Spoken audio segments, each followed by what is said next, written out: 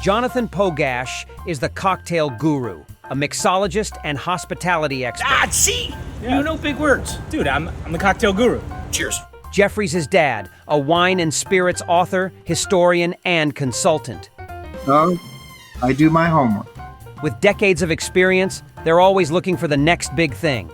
Join this father and son duo for a few laughs as they explore the hottest trends in hospitality with the service industry's leading trailblazers and tastemakers. Welcome to the Cocktail Guru Show. Okay, well, Dad, another meaty episode we have today, and I know you're very excited. You've been preparing for this for a little while. I'm very excited because many of our interviews are just that, just interviews without any real personal involvement.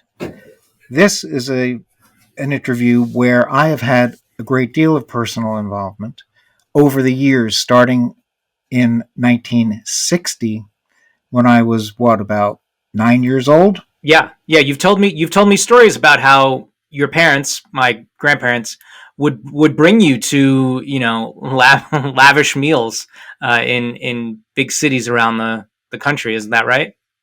Well, not necessarily lavish meals, but they would take me to really good restaurants. And that's how you became a foodie. And I believe that's one of the reasons why I am in the business I'm in today and why I love restaurants the way I do. Yeah. And the guest that we are about to interview was someone I had been wanting to meet for a long time, and fate has an interesting way of bringing people together because there was an event in New York with none other than Dale DeGroff, of course, our great friend and mixologist and father of the modern cocktail renaissance.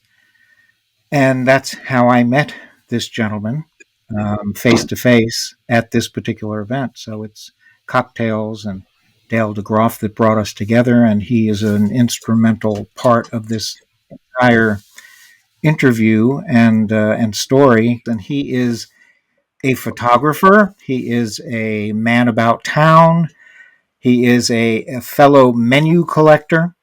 And that's one of the subjects we will talk about, menus, of course. But he is the son of one of the greats of the restaurant industry, someone I liken to César Ritz and Auguste Escoffier, two of the great influences in modern cuisine and modern culinary world, in the restaurant world. And he is the son of Mr. Joe Baum, who to me is the one of the greatest innovators of the 20th century in terms of restaurants and cuisine. Charlie Baum, welcome to the Cocktail Guru podcast. How are you, my friend? I'm delighted to be with you guys today. Thank you, Charlie. Thank you. It's hard to know where to begin. But of course, let's start from the beginning, Charlie. Where did you grow up? How was your upbringing? And what brought you into the world that you are in today? There you go. Okay. Well, there's a simple question. I'm just joking. You don't have to answer all of that, but maybe to give a little background. I have answers to all of that, but I'll edit along the way. Growing up in my family was, to say the least, a food-friendly family. And from the time as early as I can remember, visiting, my grandparents had a hotel in Saratoga Springs, New York. Oh, that's where I went to college. Oh, there you go. So it was on Broadway, where the Holiday Inn, unfortunately, it somehow got a hold of the space and tore the hotel down. However, so my father was always in the hotel kitchen, et cetera, et cetera. So, and he had a great romance in the kitchens and with the staff there, which has been pretty well documented. But so they kind of passed through genetically and by experience to my family, which of course was my parents and my brother and sister. So there was always food adventures in the house. And I'll tell you that from the time I was probably 5 or 6, even going back earlier, when I was about three or so, and we lived in Florida for a bit. My father was working for a group of hotels called the Shine Hotels, and I remember at Christmas the lobbies of the hotels were phenomenally decorated, and it was great excitement. And of course, that what came home on Christmas morning was after the cookie and milk setup was in our kitchen, and the food the food adventure really began for me around there because it was some incredible display of cookies and there was a bite taken out of everything, et cetera, et cetera. But I began to have experiences that were closer to the hotels and the lobbies and the people that worked there and in the kitchens and so forth. So by the time we moved north to New Jersey, somewhere around 1955, 56, maybe 57, somewhere in there, my father started commuting pretty regularly to the city, but along the way was the Newark Airport. So that's where I really had my first, I think, great awareness of the excitement and the pleasures of hospitality. Not in a very sophisticated way, obviously, but I loved being in the restaurant. And was that the Newarker? That was the Newarker. First of all, when I saw this menu that my dad is holding up right now, the Newarker menu, which was a full-scale restaurant at Newark Airport, I had a hard time saying the word Newarker. First of all, I agree. Yeah. It just doesn't roll off the tongue. But also, secondly, in my mind, I'm like, how can something like this be recreated today? In like, is it even possible with the way hospitality, the way the restaurants in airports are? I mean, it was quite a thing, quite a scene. Am I right? Well, it became a destination restaurant. So the people that dined there had no intention or need to fly wherever, during their time in the restaurant. And that's why they were there.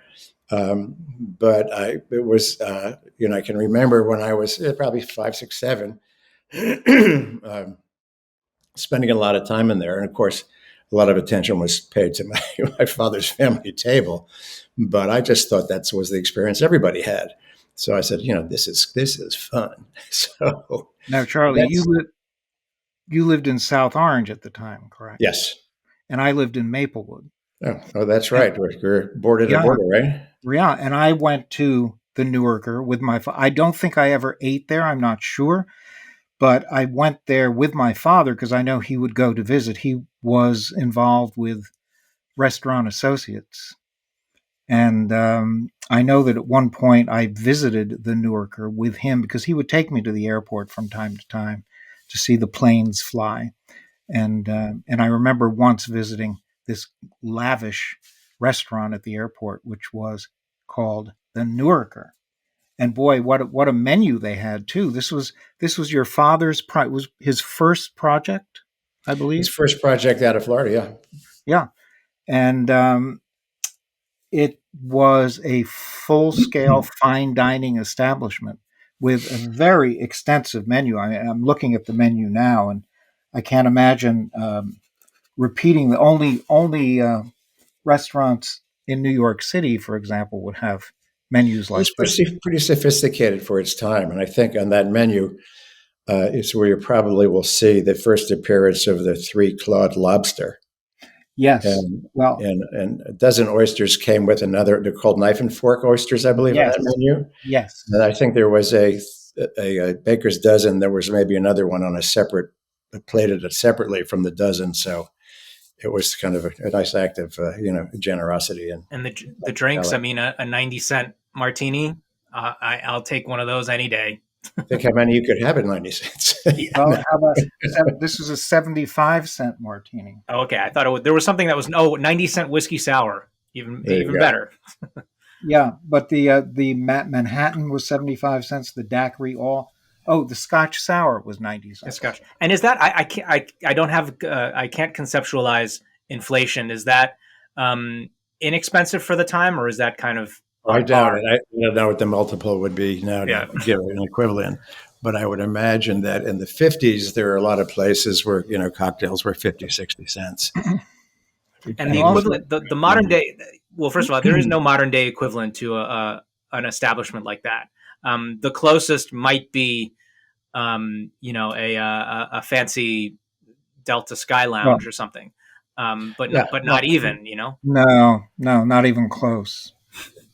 well, No, you'd have clearly to things go have to changed. Dining opportunities have changed in airports, as we well know. Yeah. no, you'd have to go to some really upscale steakhouse or other great restaurant in New York, in Manhattan, to find something like this. Yeah. And by the way, let me just mention that as part of this menu, this is an important point about Joe Baum's uh, creativity and his influence in the industry. Under the dessert specialties, it says Newarker original stuffed crêpe amoureuse, which means love, full of love, flambé. Wow. Now Well, Joe that, had a thing in those days for flaming yeah, desserts and food. exactly. Right. Well, he was the king of flaming desserts at tableside, was he not? The crepes were, if I remember very distinctly, the crepes were prepared tableside. And the reason is quickly, well, I remember that when I was maybe in for second grade or so, Joe invited all of our teachers of the time. My sister was a couple of grades ahead. My brother was too young at the time. But anyway, invited various teachers to come have lunch at the Newarker, and some prime table overlooking the runways, etc. And the maitre d's, whose name was ironically Mr. Charles, came tableside and prepared crepe Suzette, Mm. and he was doing all the appropriate showy things. And when it came time to flip the crepe, right, it was 2 or 3 feet above the pan. He got distracted by a noise somewhere, turned his head, Oh and the no! crepe landed upon his shoes. Oh Oh no.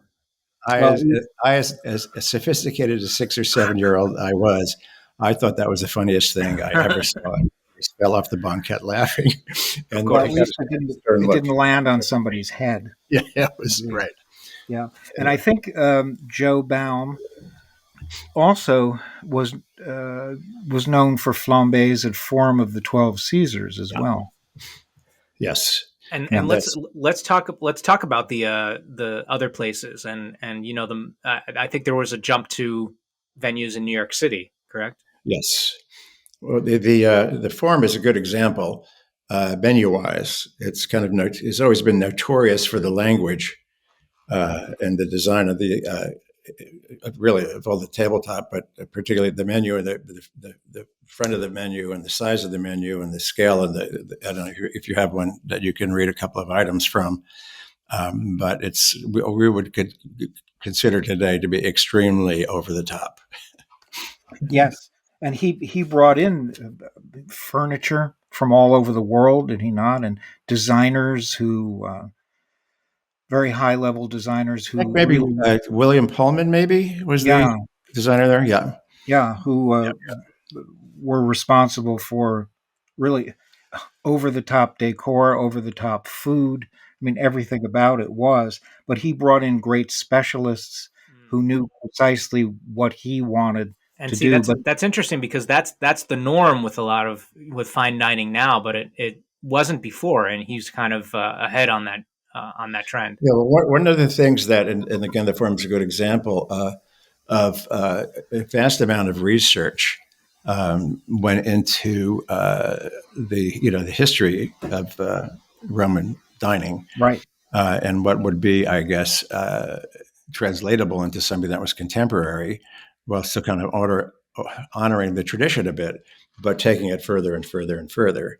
And that was part of the personality of that place. And the food was substantial. There was always, I remember, huge portions. Again, and I we're was talking about what year are we talking appropriately about? huge. They're large anyway. Yeah. Yeah, but the Newarker was 50. 5, 6, maybe somewhere in there. Yeah, yeah, and then the Forum of the 12 Caesars. Well, I believe it was did 59, that right? come before the Four Seasons? The Four Seasons Yeah, came about in 1959.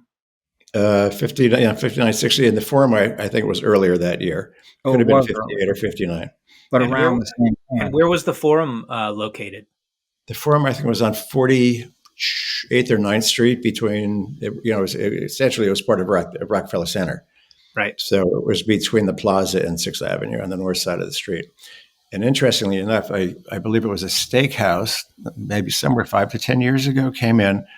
And I don't know what became of the place up to that time. But as they were doing some careful renovation, they took off a wall, and underneath it was a tile mural of some Roman scene that was built for the form of the 12th season. So the excavation exposed still some of the history. I don't know what became of it, though. Yeah. But I think the great revolution in terms of the culinary world came about, did it not, at the Four Seasons, where your father insisted on American products, on only serving fresh products? Yeah, that was kind of, I would say, the earliest, not the onlyest, but the earliest, I would say, and very high-end dining, farm to table. And before it was, in all due respect, before it kind of found its way to California, not too long afterwards. But they dealt very much with a lot of local farmers, etc. And amongst other fascinating stories about the research and the delivery of food and where it came from, that there was a mushroom farm somewhere upstate New York, probably not too far up, from where the various types of mushrooms were collected and then brought into the restaurant. And the person who collected the mushrooms was none other than John Cage. Oh, the composer. Wow. Yep. Yeah. Wow. I studied John Cage Did in you? college. Yes. Yes. I don't think Jonathan really knows much about him. Very few people do know about him. I could tell by Jonathan's expression. You're Yes. very slightly I'm not sorry. trying to go. I do not. But to get out of the conversation, I'm going to take a quick pause. We are going to take a quick pause, and we're going to come right back. At the Cocktail Guru, it's all about the experience. We want our clients to taste and feel the aroma, the temperature, the flavor, to make memories when they try our cocktails. The Cocktail Guru was born in 2006 when there was a need for high-quality cocktails, bartender training, and expertly crafted drinks for special events. Then the Guru team moved to Massachusetts and expanded nationally. We even provide cocktail demonstrations on morning television institutions like The Today Show. Consider the Guru team for all of your events. Corporate clients enjoy our entertaining team-building exercises. Bachelorette mixology classes are fun for everyone. We can craft a signature cocktail bar for any occasion. Plus, the Guru team can design cost-effective beverage programs with staff training for any bar or restaurant. And be sure to join us for the Cocktail Guru podcast, where we regularly interview some of the hospitality industry's best. So why not consider the Cocktail Guru for your next project? Cheers. Okay, and now we're back. Well, John Cage did, if I remember correctly, I'm getting the time mixed up. He did something called 3 minutes and 45 seconds or something akin to that. Could have been 2 minutes and 50 seconds, 4 minutes, I don't know. But he did a piece with that title, and it's somebody sitting on a stool for that length of time doing nothing. Maybe they were thinking about dining. Well, what he wanted people to do was listen. Just listen to the ambient sounds. Well, and there was this we have to do part 2 and 3. But there's stories about where a guy named Wally Heider, who was an interesting guy. He was a very early part of with Moog of electronic music experimenting and development, and somehow he got to my father to address the potential of having ambient sound in the restaurant. Never happened, but it was again one of those out there considerations amongst a lot of others. After the Forum and Four Seasons, what came next? Then there was Fonda del Sol, of course. Sorry, a move further uptown. Not quite. Not quite. It was a move to there you go. Jeffrey's holding the La Fonda menu, which has become extremely collectible and a rarity. La Fonda. Yeah, La Fonda del Sol, and it was the ground floor of what was called the Time Life building, which I guess was on 50th. Yes. Right, just in the corner of 6th Avenue. Yeah. So it's still in the immediate neighborhood. So on the top floor of that building was another restaurant called the Tower Suite. which was it was certainly a different kind. It was a little more of a formal place, but that's where as we laugh about it now, where Joe had all the servers, and the captains in particular, introduce themselves to the guests. Hi, my name is Fred. Ah, Yeah. So no one had ever done that before. Well, That's breaking a fourth wall. well, I don't know, but it certainly got attention, and we have him to thank for that. I'm afraid to say, but yeah, there you go. Well, one of my first jobs was as a server at Johnny Rockets, which used to be in malls all over the country. Not so much anymore. But our big thing was very much breaking down the fourth wall, and I would sit down next to my customers at their booth. Mm-hmm. I'd say, "Oh, can I just squeeze in here?" And then I would take their order and chat with them, and that was kind of like a thing. That's friendly, very friendly. Yeah.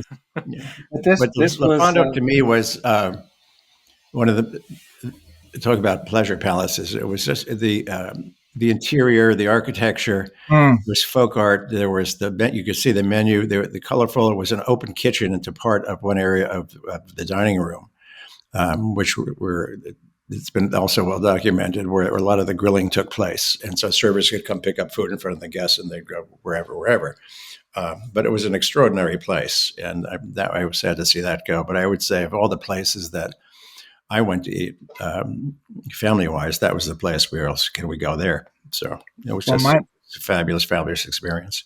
My mother took me there because she loved Central and South American food. She used to make, you'll laugh, but she used to make tacos for me on a regular basis. But we would have other things too. And only she and myself would enjoy this food. My father and my brother only wanted meat and potatoes, nothing exotic. So she would take me to restaurants for this reason, because she loved them. She wanted to explore La Fonda del Sol as soon as it opened in 1960. That's the restaurant I was referring to earlier when I was 9 years old. We would take the train into Hoboken, then take the PATH train into Manhattan, and then we would go to Bloomingdale's, where she would shop, and then she took me to La Fonda del Sol, which was my second fine dining establishment. The first one she took me to was Le Veau d'Or. Oh, yeah. Le Veau d'Or. But this one was splashy and huge and just full of excitement, and it made a tremendous impression on me. And I think it's what caused me to continue exploring food and restaurants. And it was revolutionary for its time, because how many restaurants were serving South American and Central American food? Well, not to mention, notably pisco sours. And the cocktails. Yeah. Pisco sour, it's spelled S-A-W-E-R on this menu. Well, it's probably a rare part of the Latin language somewhere that someone invented. Yes. And it says Peruvian brandy sour. Yeah. $1.25. Well, and then there was tequila con sangrita, margarita, sangria Maria, cocktail del mono, which was anise, cognac, lime, and bitters, Tasco Fizz, San Martin Seco, Algarobina cocktail, Champagne Ananas, champagne with pineapple, and Cocktail Alegria, which was Pisco, Cointreau, and apricot brandy. Let's drink. Really interesting lineup. Now, there are others too numerous to mention. It was quite a list of drinks and food. The food list, I think, right? Yeah, was just incredible. That is quite a menu for those who are watching. Take a look at that. Oh my God! We'll have some still shots on the website. But this that restaurant also very impressive. Joe done a huge amount of research throughout Latin America by travel. Why this is all under development, which was like one of his things. To be, whatever, in terms of authenticity, etc. And a lot of the places, they were on the road a lot with a team of players that would do a lot of the research and testing, etc.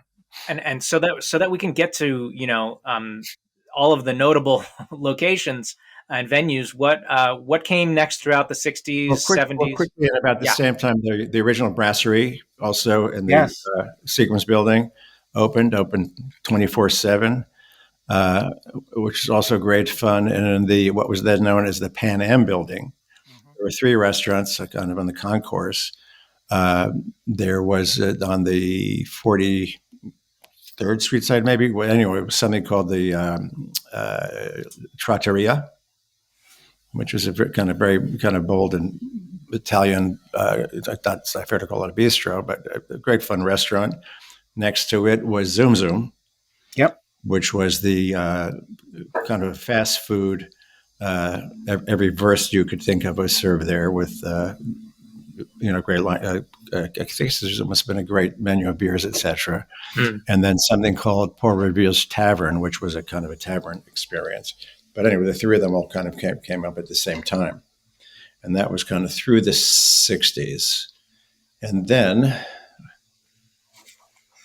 where are we going to go to the 70s? Then there was the Rainbow Room. Well, 70s, there we get the whole trade center complex was being developed. Yes, absolutely. So there were a number of restaurants, not just Windows on the World, but there was something called the Big Kitchen on the concourse floor, which was designed, I'm pretty sure, by Milton Glaser. And it was a food court, and that was also very, very early in food court days. But the food court was all under the same aegis of the World Trade, my father and all the restaurants that they designed, developed, and opened in the trade center. But obviously, then there was various other smaller spots and various floors throughout. But and Windows, of course, was the big deal. And that opened in 76, I believe. Yes, and I was a regular there, too, because I was a member of the World Trade Center Club. Well, see, I knew you looked familiar when we first. Yeah. Which allowed me to go to the World Trade Center for breakfast. Because it was not open for breakfast. Windows on the World was not open for breakfast. That's right. But there was a lot of landmark things that happened in that restaurant as well. Yeah. Besides Kevin Zraly's appearance. Yeah. There's one of the restaurants within the restaurant was called the Hors d'oeuvre, and it was kind of international food. But there was sushi served there in in 76 and onwards. Anyway, et cetera, et cetera. But that too, Windows on the World was a tribute to American food, yes, and American wine and fresh ingredients only. Correct. Yeah. And then from there, 70s, 80s, Aurora opened. Yes. That was in 1986. Yeah. In the meantime, I think there was a lot of consulting going on, around the country and exotic places developing restaurants for clients, etc. But then there was Aurora, and then while Aurora was still open, Rainbow was in development, and then Rainbow opened. I believe the opening parties were in December of 1988. And it's Aurora, that location where I met Dale DeGroff. Right. I think I had known Dale before that. I had met him along the way, but I wasn't into cocktails. I was still representing the wine producers of Alsace at that time. But I went to Aurora to try to sell Alsace wine to the wine buyer. And How'd you do? I was told the wine buyer wasn't there. Of course. So I was about to walk out, and then I saw this fellow come in, and he introduced himself as Dale DeGroff and said he'd be happy to speak with me. But he wasn't the wine buyer, but he'd be happy to speak with me. And we talked about cocktails, of all things, cocktails, and what they were doing at Aurora. And he was telling me about the Rainbow Room project. And it was at that moment that I started getting interested in cocktails. It was really at that very moment. I thought it was when I started in the industry. That's what you've always said. No, You've always said that you were never into spirits and cocktails until I started working in bars. Wait a second. Actively. Explain yourself. I'll explain myself. When I spoke to Dale, we started talking about history, cocktail history, Jerry Thomas. So that's what drew me in. Okay. Not the actual production of a cocktail. All right. That's okay. Well, if anyone other than Dale DeGroff, I would be more upset. Right. Well, interestingly enough, as you may know, that Joe introduced Dale to Jerry Thomas. Yes, that's why we can honestly say without Joe Baum, there would be no Dale DeGroff today. Well, that's as we know him. kind, generous, and I accept. Yes, but I think Dale would agree with that too. Incidentally, I'm having lunch with Dale tomorrow. Not tomorrow, on Friday in the city. Well, please give him our very best. I shall. Yeah. You said you guys are decent, so I should go along and do it. The show. Well, Joe is the one who mentored Dale and was the one who suggested that Dale delve into the history of cocktail and Jerry Thomas in particular to recreate them for the Rainbow Room. Correct. Yeah. Well, gentlemen, we just have a couple more minutes, believe it or not, left in our episode. No, I don't believe it. What do you say? I don't want to what do you say to that? I'd say let's just have another break and a commercial and come back. I know. We could do a part. we could definitely do a part 2 sometime. But so after the Rainbow Room, the success, what were there? I presume there were other consulting projects and all of that across the country. Yeah, I would say then Windows. Then there was Windows 2. Which there was kind of a little break in between. But, Rainbow was just not the Rainbow Room. Obviously, the Promenade Bar was there. Rainbow and Stars, which was our cabaret. And there was the business club. And there's a lot of other things going on there. So that was pretty consuming, figuratively and literally, for those of us who are lucky enough to work there and to be there. And then I'm not sure when the second Windows came in, and with it again, Milton Glaser designed a lot of the graphics through, certainly at Rainbow and also at Windows 2. And I don't quite remember what year the second the second Windows opened, but it must have been also somewhere in the mid 90s. But at that time, I was able to sit down with your father and speak to him. I was able to do that a couple of times. And that was still before I was heavily into cocktails, as I am now. But also there was a project that I had forgotten about called the American Restaurant in Kansas City. Yeah. With Chef Bradley Ogden. Yes. That was something I had completely forgotten about. Well, there's a lot of legacy and a lot of wonderful people that worked with Joe, and I was certainly lucky enough to be there for a lot of it. And it's great to celebrate all those good things with you guys. So it's quite a legacy that Joe left, and I'm glad that you're here and you're able to delve into it and dissect it a little bit more with us, and we're very grateful for the conversation, Charlie. Well, thanks for the opportunity. We need to do much more on this topic because we'll do more. This is about the restaurant revolution in the United States. So it definitely deserves much more time, and we're giving it now. So we will have a part 2, I hope, and possibly a part 3. Thank you very much, Charles Baum. Thanks so much. I have some ideas for further conversation, but anyway, today's been great. Fantastic. Thank you. Wonderful. And take care. Hope I see you all soon. Bye. Take care. Bye-bye, Charlie. That's a wrap. If you enjoy what we do, please rate, review, and subscribe to the show and our newsletter. To watch or listen to today's episode or to see the show notes, visit thecocktailgurushow.com. You can also follow us on Facebook, YouTube, X, Instagram, or TikTok. The Cocktail Guru Show is produced by First Reel Entertainment and is available via YouTube, Spotify, Zencaster, Apple, Amazon, EatsDrinksTV.com, Galaxy Global on Comcast, and wherever you enjoy your favorite shows.